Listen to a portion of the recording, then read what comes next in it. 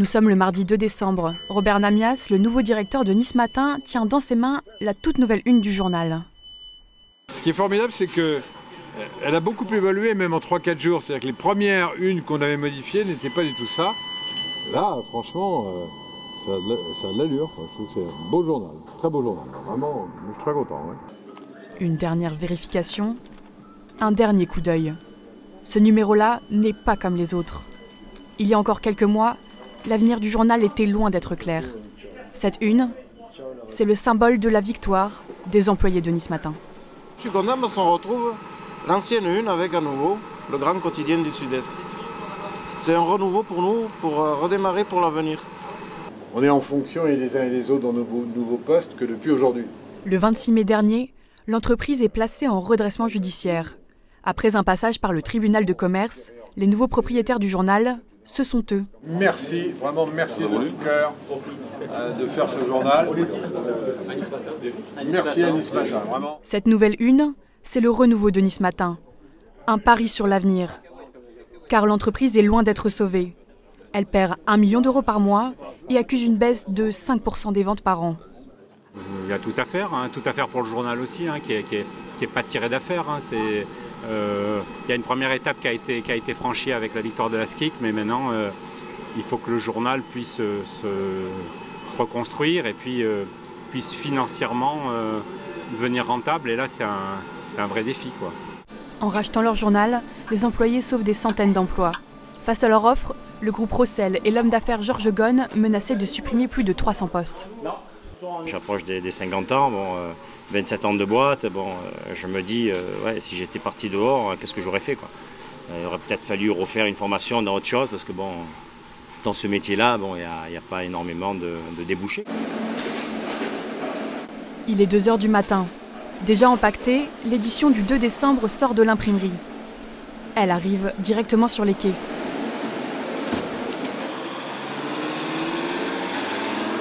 Avec 150 000 journaux produits chaque soir, c'est un véritable travail de fourmi qui se déroule toutes les nuits.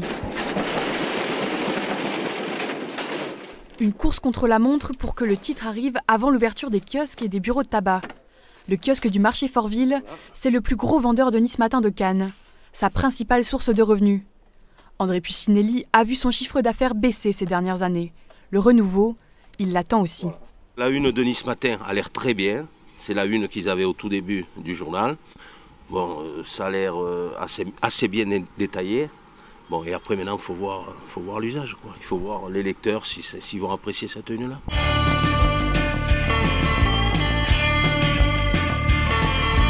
Avec la baisse de son lectorat et un retard sur le numérique, la refonte de la une est l'un des premiers chantiers entrepris pour renflouer les caisses du journal. L'avenir de ces 1107 salariés actionnaires dépend de la capacité de Nice Matin à se réinventer. Les employés peuvent-ils sauver leur journal ? Pendant 100 jours, nous les avons suivis. Tout le lendemain matin se tient une des premières conférences de rédaction depuis la mise en place de la SKIC. Une SKIC, c'est une entreprise dans laquelle les salariés détiennent plus de la moitié du capital. Le reste appartient à différents acteurs. Dans le cas de Nice Matin, ses lecteurs, les collectivités territoriales et des partenaires privés. Pour en arriver là, il aura fallu un long combat, une mobilisation totale des salariés du journal qui ont dû trouver les fonds nécessaires pour racheter leur entreprise. Je me rappelle un jour, un jeudi matin, où alors que notre projet était bouclé sur 16 millions d'euros qu'on avait trouvé, c'est pas simple de trouver des millions d'euros, mais 16 ça allait encore moins, il y a 4 millions d'euros d'un partenaire privé qui tombe. Et donc le projet n'existait plus.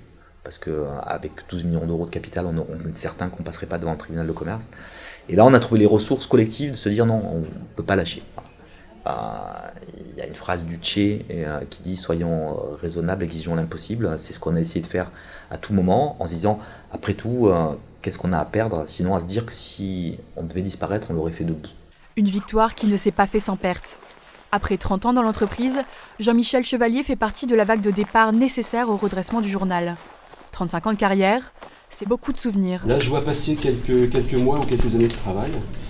Parce que franchement, très honnêtement, il y a des cartes de visite qui ne disent plus rien. Il y a des gens, je ne sais même plus qui c'est. Mais il y en a d'autres avec qui j'ai passé des moments sympas, des moments forts. Les départs sont tous basés sur le volontariat. Une décision difficile à prendre, mais qui est essentielle à la sauvegarde de Nice Matin. C'est mon choix. C'est moi qui ai longuement réfléchi avant de partir. Personne ne m'a mis un couteau dans le dos pour me dire tu pars. J'aurais très bien pu rester. J'ai des collègues qui ont mon âge, qui ont choisi de rester. Bon, après, chacun selon sa situation fait des choix. Moi, mes enfants sont élevés, sont entrés dans la vie active, donc j'ai moins besoin de faire bouillir la marmite, ou en tout cas la marmite peut être plus petite. Pour ceux qui sont restés, il a fallu s'adapter. Avec 159 départs, Nice Matin doit repenser son organisation. L'entreprise supprime certains services administratifs et fait évoluer les employés vers de nouveaux postes. Quand vous supprimez 40 postes dans une rédaction, c'est forcément une cure d'austérité et ça a forcément des conséquences sur le travail des gens, sur l'organisation. Mais encore une fois, le but du jeu, c'est qu'il n'y ait pas de conséquences visibles pour le lecteur. Le lecteur, Nice Matin a décidé de le placer au centre de son journal, de créer avec lui une relation privilégiée. Un des enjeux, c'est de redevenir le reflet de son territoire. François Roustan, président du Racing Club de Grasse, est référent. Il fait partie de l'association des lecteurs de Nice Matin. Cette association, née en même temps que la SKIC, part d'un désir du journal de reconnecter avec son lectorat. Il se charge de faire remonter les remarques des habitants de Grasse à l'association. On voit trop les politiques sur le journal.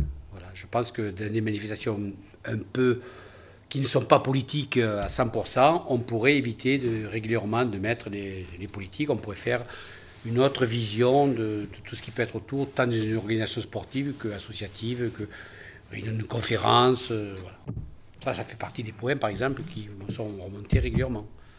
Toutes ces informations, tous ces désirs des lecteurs remontent vers cet homme, François Rousseau.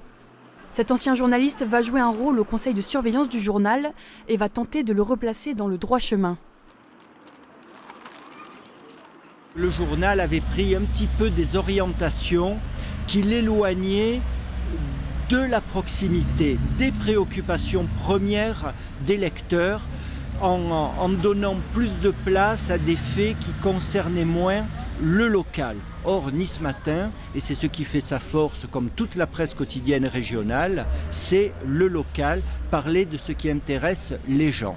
Et pour savoir ce qui intéresse le lecteur, il faut aller à son contact. À Cannes, sur le marché Fortville, les lecteurs de Nice Matin viennent discuter avec les journalistes autour d'un café.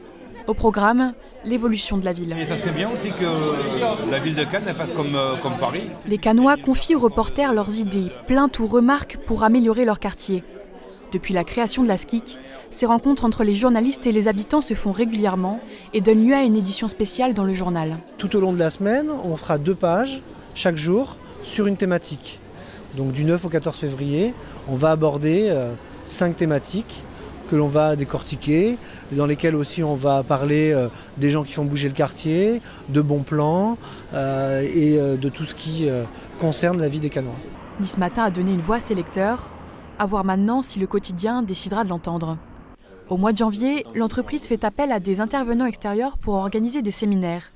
Le journal est en pleine révolution numérique et tente de s'adapter aux besoins de ses lecteurs. C'est de donner un prix en fait, à cette nouvelle offre numérique en se disant... Le but de ces réunions, moderniser le site internet et peut-être créer une nouvelle façon de diffuser l'information. Comme avec cette idée un peu originale, développer une application de rencontre entre lecteurs de Nice Matin. On a à peu près les mêmes goûts sur le même type d'actualité et là, à ce moment-là, les gens pourraient se rencontrer, se matcher et ensuite, pourquoi pas, avoir des initiatives, créer des initiatives par ce biais-là et créer des petites communautés en fait. De ces séminaires, on germait une idée. Nice Matin veut que son site internet devienne un réflexe pour les gens de la région, un véritable centre de ressources. Il doit donc répondre à tout type de questions que peut se poser un lecteur sur son territoire. Ça peut être une question d'actualité, ça peut être aussi une question pratique sur l'ouverture de magasins, de parcs ou n'importe. C'est toutes les ressources, ça peut être la météo, ça peut être l'infotrafic. Vraiment, quand il a besoin d'avoir une réponse sur son territoire, le territoire des Alpes-Maritimes, le territoire du Var, sur n'importe quel sujet, il vient sur Nice Matin, il vient sur Var Matin et il doit pouvoir trouver cette réponse. Pour arriver à ce résultat, les journalistes doivent aussi s'adapter à une nouvelle façon de produire l'information. Plus de différence entre le papier et le web.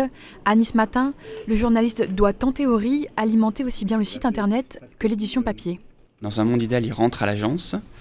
Et ce qu'il fait en priorité quand il va allumer son ordinateur, c'est envoyer une brève sur ce qu'il a fait au service web. La brève, c'est le factuel. C'est le factuel et c'est voilà, il s'est passé ça, il y avait tant de personnes et il s'est raconté ça. Ça, c'est ce qu'on nous on demande sur le web et on a besoin de ça sur le web et on a besoin de ça rapidement après que l'événement ait eu lieu. Mais dans la pratique, c'est plus compliqué. Ce soir, les volleyeuses du Racing Club de Cannes accueillent les Suisses du Vollero Zurich à domicile. Et le point pour le Racing Club de Cannes. Philippe Herbé, journaliste sportif, suit le match avec attention. Il doit rédiger un compte-rendu qui sera publié dans l'édition papier du lendemain. Je vais envoyer ma copie dès que le match sera terminé. Et au siège à Nice, ils vont s'occuper de récupérer les informations essentielles pour fabriquer une brève qui sera mise en ligne dans l'instant. Voilà. Toi, tu ne produis rien pour le web ce soir? Pas quand je travaille en direct comme ça, c'est vraiment une question de temps, de timing, je peux pas. Je m'occupe de mon papier et sur place, ils trient, ils font le tri et ils envoient tout après. Et le web, ça va être publié ce soir? Normalement oui, j'espère en tout cas. Pour le lecteur qui souhaite connaître le résultat directement après le match, ce n'est pas vers le site internet de Nice Matin qu'il faudra se tourner. Il n'apprendra la défaite de Cannes que le lendemain matin. Malgré de bonnes intentions, le journal accuse encore un retard sur le numérique et devra continuer ses efforts pour devenir une rédaction résolument tournée vers le web. Nice Matin est à l'aube de nouveaux défis. Les ventes du journal ont augmenté, boostées par l'actualité de janvier. Les comptes sont de nouveau à l'équilibre grâce au plan de départ volontaire. La métamorphose du journal est engagée, mais il faudra encore attendre quelques mois pour voir de véritables résultats.